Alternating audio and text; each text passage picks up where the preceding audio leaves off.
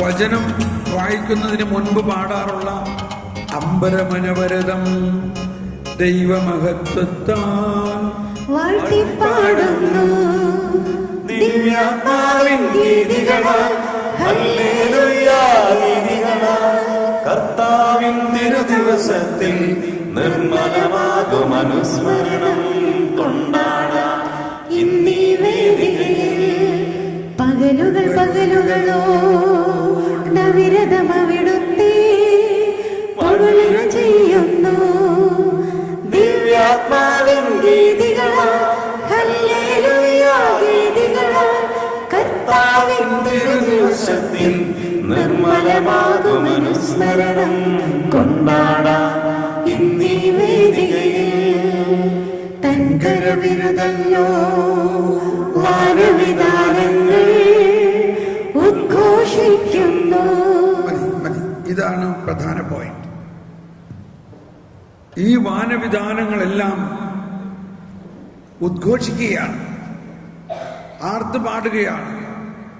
എന്താണ് ആർത്തുപാടുന്നത്? തൻകരവിരുതല്ലോ. ആരുടെ കരവിരുതാണ് ഈ വാനവിധാനങ്ങൾ? ദൈവത്തിന്റെ കരവേലയാണ്. അതാണ് നമ്മൾ 19-ാം സങ്കീർത്തനത്തിൽ പാടിയത്. ആകാശം ദൈവത്തിന്റെ മഹത്വം പ്രഘോഷിക്കുന്നു. അടുത്തത് വാനവിധാനമവിടുത്തെ കരവേലയെ വിളംബരം ചെയ്യുന്നു. എന്തിനാണ് ഈ സങ്കീർത്തനം വിശുദ്ധ വചനം വായിക്കുന്നതിന് മുൻപ് പാടുന്നത്?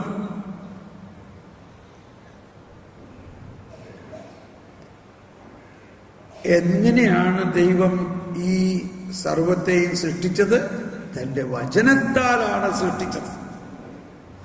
വചനത്താൽ സകലതും സൃഷ്ടിച്ചു. അവനെ കൂടാതെ ഒന്നും സൃഷ്ടിച്ചിട്ടില്ല. ഈ ആകാശവും വാനവിധാനങ്ങളും മനോഹരമായ പുഷ്പങ്ങളും ഈ റബ്ബർ തോട്ടവും ഈ കവുങ്ങും തെങ്ങും എല്ലാം ആടിപ്പാടി സ്തുതിക്കുന്നു ദൈവത്തെ. കാരണം ദൈവം തന്റെ വചനത്തിലൂടെ ഇവയെല്ലാത്തിനെയും സൃഷ്ടിച്ചു. അവ ജ്ഞാനം പകരുന്നു, വിജ്ഞാനം പകരുന്നു. പകൽ പകലിനോടവിരാമം സംസാരിക്കുന്നു. രാത്രി രാത്രിക്ക് വിജ്ഞാനം പകരുന്നു. ഭാഷണമില്ല, വാക്കുകളില്ല, ശബ്ദം പോലും കേൾക്കാനില്ല, ശബ്ദം പോലും കേൾക്കാനില്ല. നിശബ്ദമായിട്ട് ഈ പൂക്കൾ, ഈ മുല്ലപ്പൂക്കൾ, ഈ റോസാപ്പൂക്കൾ, ഈ ജവന്തിപ്പൂക്കൾ, ഇവയെല്ലാം നിശബ്ദമായിട്ട് ജ്ഞാനം പകരുന്നു. ഇപ്പൊ ഒരു വാസന പറഞ്ഞു.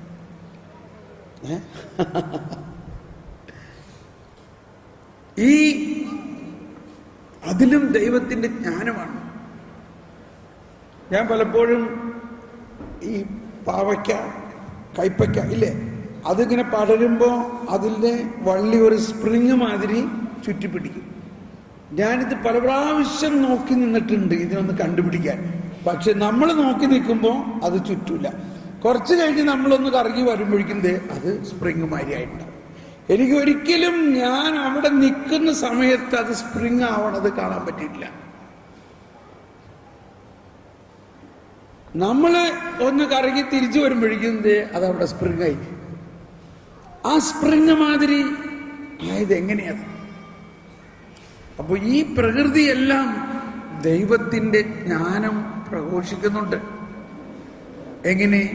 ഭാഷണമില്ല, വാക്കുകളില്ല, ശബ്ദം പോലും കേൾക്കാനില്ല, എന്നിട്ടും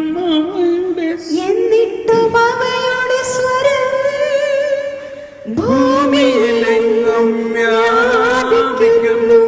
അവയുടെ വാക്കുകൾ ലോകത്തിന്റെ അതിർത്തിയോളമെത്തുന്നു. ഇപ്പൊ നന്നായിട്ടുണ്ട് മോനെ, വെരി ഗുഡ്. കണ്ടോ, നീ അവിടെ ഇരുന്നപ്പോ എല്ലാം ശരിയായി. അപ്പോൾ നമ്മൾ ദൈവത്തിന്റെ സൃഷ്ടിയിലും ദൈവത്തെ കാണാൻ സാധിക്കണം. ദൈവത്തിന്റെ സൃഷ്ടിയിലും ദൈവത്തിന്റെ സൃഷ്ടിയിലൂടെ ജ്ഞാനം 13:5 പറയുന്നത് ഇരിക്കാം. ദൈവത്തിന്റെ സൃഷ്ടിയെ കാണുമ്പോൾ ആ സൃഷ്ടിയുടെ മനോഹാരിതയും സൗന്ദര്യവും അതിന്റെ ശക്തിവിശേഷങ്ങളും കാണുമ്പോൾ ആ സൃഷ്ടിയുടെ ശക്തി സൗന്ദര്യത്തിൽ നിന്ന് അവയുടെ സൃഷ്ടാവിന്റെ ശക്തി സൗന്ദര്യങ്ങളെ കുറിച്ച് അറിയാം. സൃഷ്ടിയുടെ ശക്തി സൗന്ദര്യങ്ങളിൽ നിന്നും സൃഷ്ടാവിലേക്ക് നോക്കണം. ആ സൃഷ്ടിയെ പുകഴ്ത്തിയത് കൊണ്ട് കാര്യമില്ല, അവയെ സൃഷ്ടിച്ച ദൈവത്തെ നമ്മൾ കാണണം. ഓക്കെ, വീണ്ടും നമ്മൾ ജ്ഞാനത്തിന്റെ പുസ്തകം 7-ാം അധ്യായത്തിലേക്ക് വരാം. ഇവിടെ നമ്മൾ കേട്ട കാര്യങ്ങൾ അത്ര എളുപ്പം പ്രാവർത്തികമാക്കാൻ പറ്റുന്നതല്ല. എന്നാൽ തീർച്ചയായിട്ടും നമ്മൾ അതിന് ലക്ഷ്യം വെച്ച് നീങ്ങുകയാണെങ്കിൽ ദൈവത്തിന്റെ നിരന്തര സഹായവും ജ്ഞാനവും പരിശുദ്ധാത്മാവിന്റെ സഹായവും നമുക്കുണ്ടാകും. അല്ലെങ്കിൽ നമ്മൾ നശ്വരമായ നേട്ടത്തിനും നശ്വരമായ സമ്പാദ്യത്തിനും വേണ്ടി നീങ്ങുമ്പോൾ നമ്മൾക്ക് നഷ്ടപ്പെടുന്നത് അനശ്വരതയാണ്. അപ്പോൾ ഇവിടെ നമ്മൾ വായിച്ച വലിയൊരു രഹസ്യം ഇതാണ്: ജ്ഞാനം അക്ഷയമായ നിധിയാണെന്നും ജ്ഞാനം സിദ്ധിച്ചവർ ദൈവത്തിന്റെ സൗഹൃദം നേടുന്നു. ഒന്നെല്ലാവരും ഏറ്റു പറഞ്ഞേ, ജ്ഞാനം സിദ്ധിച്ചവർ ദൈവത്തിന്റെ സൗഹൃദം നേടുന്നു. വീണ്ടും 14 തുറന്നു വായിക്കാം. വിവേകത്തോടെ സംസാരിക്കാനും ദൈവദാനങ്ങൾക്കൊത്ത വിധം ചിന്തിക്കാനും ദൈവം എന്നെ അനുഗ്രഹിക്കട്ടെ. ദൈവദാനങ്ങൾക്കൊത്ത വിധം ചിന്തിക്കാൻ നമ്മുടെ ചിന്ത തന്നെ ദൈവത്തിന്റെ ജ്ഞാനത്താൽ നിറഞ്ഞതായിരിക്കണം. നമ്മൾ പ്രഭാതം മുതൽ ചിന്തിക്കേണ്ടതും സംസാരിക്കേണ്ട കാര്യങ്ങൾ, നമ്മൾ ഇന്ന് വിളിച്ചിരിക്കുന്ന ആ വിളി ദൈവത്തെ പോലെ ചിന്തിക്കാനുള്ള വിളിയാണ് നമ്മുടേത്. ദൈവത്തെ പോലെ ചിന്തിക്കാം. ദൈവത്തിന്റെ പരിശുദ്ധാത്മാവ് നൽകുന്ന ചിന്തകൾ നമ്മൾക്ക് ഗ്രഹിക്കാം. ദൈവത്തിന്റെ ആശയങ്ങൾ നമ്മുടെ സ്വപ്നങ്ങളായി മാറും. തുറന്നു വായിക്കാം. അവിടുന്നാണ് ജ്ഞാനത്തെ പോലെ നയിക്കുന്നത്, ജ്ഞാനിയെ തിരുത്തുന്നത്. പൂജരാജാക്കന്മാർ ജ്ഞാനികളായിരുന്നിട്ടും അവരെടുത്ത തീരുമാനം ഉണ്ണീശോയെ കണ്ടതിന് ശേഷം ഹെരോദേസ് രാജാവിനെ കാണാൻ പോകാം. രണ്ടും രാജാവാ ഇല്ലേ? പക്ഷെ വ്യത്യാസം എന്താ? ഹെരോദേസ് പറഞ്ഞിരുന്നു, നിങ്ങൾ കണ്ടിട്ട് എന്നെ ഒന്ന് പറയാം, ഞാനും പോയി വണങ്ങാൻ വേണ്ടി. പക്ഷെ അതിൻ്റെ ഇടയിൽ രാജാവിന്റെ ഒരു ട്രിക്കായിരുന്നു എന്നുള്ളത് അവർ മനസ്സിലാക്കിയില്ല. ആ ജ്ഞാനം അവർക്ക് കിട്ടിയില്ല.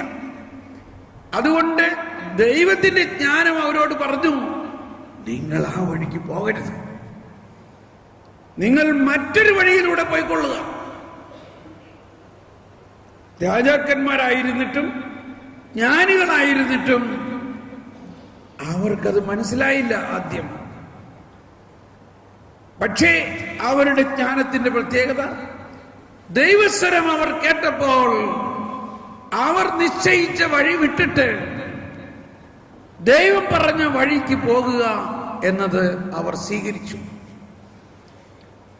നമ്മളെ സംബന്ധിച്ചും ജ്ഞാനസ്നാനത്തിലൂടെ ജ്ഞാനമെല്ലാം നമുക്ക് ലഭിച്ചു. ഒരുപക്ഷെ ദൈവസ്വരം ശ്രവിക്കുന്നവരുമായിരിക്കാം നമ്മൾ. എങ്കിലും ആ ദൈവം പറയുന്ന വഴിയിലൂടെ പോകുക അത്ര എളുപ്പമുള്ള കാര്യമല്ല. അതാണ് ജ്ഞാനത്തിന്റെ മറ്റൊരു ശക്തി. ജ്ഞാനം നമുക്ക് തരേണ്ട മറ്റൊന്ന് ധൈര്യമാണ്. ധൈര്യം. ദൈവം പറഞ്ഞ വഴിയിലൂടെ പോകണമെങ്കിൽ അതിന് ഒരു ധൈര്യം വേണം.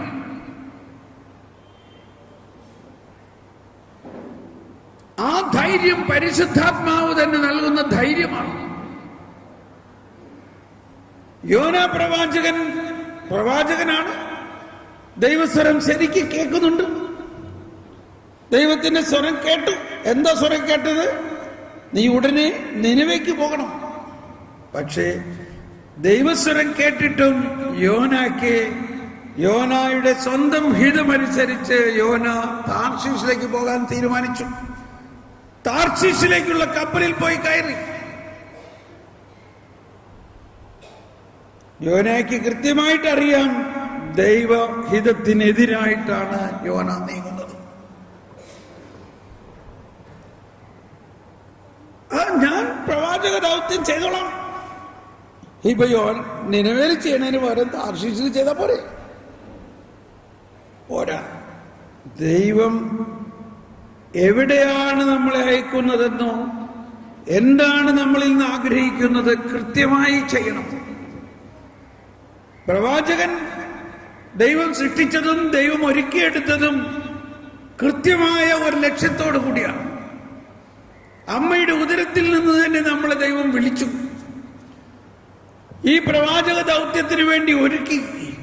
പക്ഷെ ആ ദൗത്യത്തിന് സമയമായപ്പോൾ പ്രവാചകൻ പറയാണ്, അവിടെ മാത്രം എന്നോട് പോകാൻ പറയരുത്. ആ ആളുകൾ മഹാമോശമാണ്. എനിക്ക് ചേർന്ന ആൾക്കാരൊന്നുമില്ല. ഈ പന്ന ആളുകളോട് സുവിചാരം പറയാനോ എനിക്ക് പറ്റില്ല. ഞാൻ എൻ്റെ ആളുകളുടെ അടുത്തേക്ക് പോവാം. ദൈവഹിതം അറിയാമായിരുന്നിട്ടും ദൈവഹിതം കൃത്യമായി കേട്ടിട്ടും ധൈര്യമില്ല. അല്ലെങ്കിൽ ആ ഹിതം പൂർത്തിയാക്കാനുള്ള പരിശുദ്ധാത്മ ശക്തിയില്ല. താർശീഷിലേക്ക് പോയപ്പോൾ നമുക്ക് മനസ്സിലായി എന്ത് സംഭവിച്ചു എന്നില്ലേ. ദൈവം തന്നെ ഒരു കൊടുങ്കാറ്റ് അയച്ചുകൊണ്ട് കടൽ ക്ഷോഭമുണ്ടാക്കി, കപ്പൽ അപകടത്തിലാക്കി, കപ്പലിലുള്ള എല്ലാ ആളുകളുടെയും ജീവിതം അപകടത്തിലാക്കി, കപ്പലിലുള്ള എല്ലാ ചരക്കുകളും വലിച്ചെറിഞ്ഞു. ഈ ഒരാള് ദൈവഹിതം അനുസരിക്കാതിരുന്നപ്പോൾ ആ കടലും കപ്പലും ആളുകളും എല്ലാം പ്രശ്നത്തിലായി. എന്ന പോലെ നമ്മളിൽ ഒരാൾ ദൈവഹിതത്തിനെതിരെ നീങ്ങുകയാണെങ്കിൽ നമ്മളാകുന്ന സാഹചര്യം, ആ കുടുംബം, ആ കമ്മ്യൂണിറ്റി, അതെല്ലാം പ്രശ്നത്തിലാകാൻ സാധ്യതയുണ്ട്. ഇതാ ആ വിജാതീയരായ കപ്പൽക്കാരെല്ലാവരും കൂടി പ്രാർത്ഥിക്കാൻ തുടങ്ങി. എന്നാ പ്രവാചകൻ കിടന്നുറങ്ങണം ഇല്ലേ? പ്രവാചകൻ നല്ല ഉറക്കമാണ്. ആ വിജാതീയരെ പ്രാർത്ഥിച്ചിട്ട് അവസാനം അവർ നറുക്കിട്ടു. ആരാണ് ഇതിന്റെ ഉത്തരവാദി? നറുക്ക് വീണത് പ്രവാചകന്റെ പേരിലാണ്. അപ്പൊ അവനെ ചെന്നു, നീ എന്താ ചെയ്യണ? നീ കാരണമാണ് ഈ പ്രശ്നം. അതെനിക്ക് നന്നായിട്ട് അറിയാം, അതുകൊണ്ടല്ലേ ഞാനിങ്ങനെ കിടക്കണേ.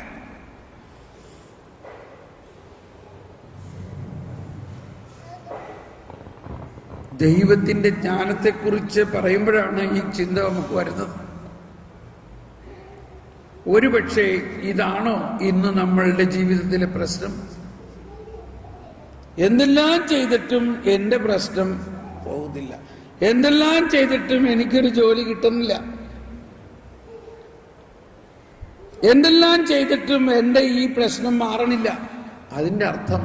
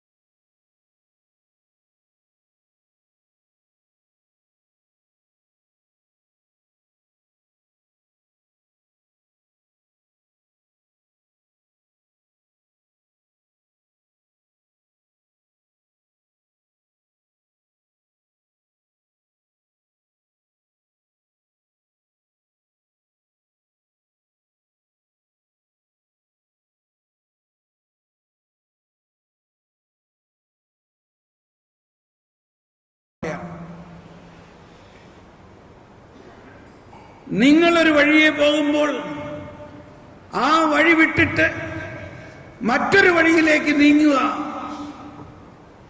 ഒരു വഴിയുമില്ലാത്ത വഴിയിലേക്ക് നീങ്ങുക, അതാണ് വഴി.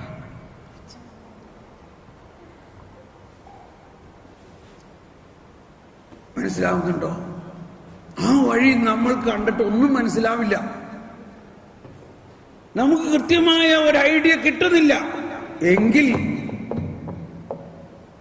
ഓർഗൻ അയച്ചു കൊണ്ടുപോയിക്കോ. നമുക്ക് കൃത്യമായ ഒരു രൂപരേഖയും കിട്ടുന്നില്ലെങ്കിൽ അതാണ് ദൈവത്തിന്റെ വഴി. നമുക്ക് കൃത്യമായി മനസ്സിലാവുകയാണെങ്കിൽ അത് നമ്മുടെ ബുദ്ധിയിൽ ഒതുങ്ങുന്നൊരു വഴിയാണ്. ഇതാണ് നമ്മൾ പലപ്പോഴും ചിന്തിക്കുന്നത്. മറിച്ച് ദൈവത്തിന്റെ ജ്ഞാനത്തിലൂടെയുള്ള വഴിയാണെങ്കിൽ നമുക്ക് മനസ്സിലാവില്ല. പക്ഷെ നമുക്കൊരു ധൈര്യമുണ്ട്, ഇത് ദൈവം ആഗ്രഹിക്കുന്ന അത് ചെയ്യണം. എന്നോട് കർത്താവ് എല്ലാം വിട്ടിറങ്ങാൻ പറയപ്പോൾ ഞാൻ എങ്ങനെ ജീവിക്കും എന്നതായിരുന്നു എന്റെ ഒരു ചിന്ത. അപ്പൊ കർത്താവ് പറയുകയാണ്, ആകാശത്തിലെ പക്ഷികളെ നോക്കുവിൻ, നീ അവരെക്കാൾ ശ്രേഷ്ഠനാണോ? ഞാൻ അവയെ പരിപാലിക്കുന്നെങ്കിൽ നിന്നെ പരിപാലിക്കാതിരിക്കുമോ? Praise the Lord. ആ വഴി എനിക്ക് മനസ്സിലായി. പക്ഷെ ധൈര്യം ഇല്ലായിരുന്നു അന്നും. സാവധാനം ദൈവം എനിക്ക് ധൈര്യം നൽകി. 23 വർഷമായിട്ട് ആ വഴിയിലൂടെ പോകുന്നത്. ആകാശത്തിലെ പക്ഷികൾക്ക് കൊടുക്കുന്നതിന് മുമ്പ് ദൈവം എനിക്ക് ഭക്ഷിക്കാൻ തരും എന്നത് നല്ല ഉറപ്പാണ്. അപ്പോൾ ഇവിടെയാണ് യോന പറയുന്നത്, എന്നെ കടലിലേക്ക് എറിയുക. അതായത് ദൈവത്തിന്റെ വഴിയിലേക്ക് എറിയുക. Praise the Lord. അവിടെ ഇതാ ദൈവം 2 കരങ്ങളും നീട്ടിക്കൊണ്ട് യോനായെ വെള്ളത്തിൽ തൊടിക്കാതെ എടുത്തു. അഥവാ ദൈവത്തിന്റെ കൈകളിലേക്ക് യോന എടുത്ത് ചാടി. ഇതാ ദൈവം തന്റെ ഹിതം പൂർത്തിയാക്കി. Praise the Lord. നമ്മൾ ഈ വിശുദ്ധ കുർബാന അർപ്പിക്കുമ്പോൾ ഈ ലക്ഷ്യത്തോടു കൂടി ദൈവത്തിന്റെ ജ്ഞാനത്തിന് വേണ്ടി പ്രാർത്ഥിച്ചുകൊണ്ട് ദൈവഹിതം നമ്മുടെ ജീവിതത്തിൽ പൂർണ്ണമാകുന്നതിന് വേണ്ടി നമുക്ക് പ്രാർത്ഥിക്കാം. Praise the Lord. നമുക്ക് വേഗം പള്ളിയിലേക്ക് പോയി കുർബാന ആരംഭിക്കാം.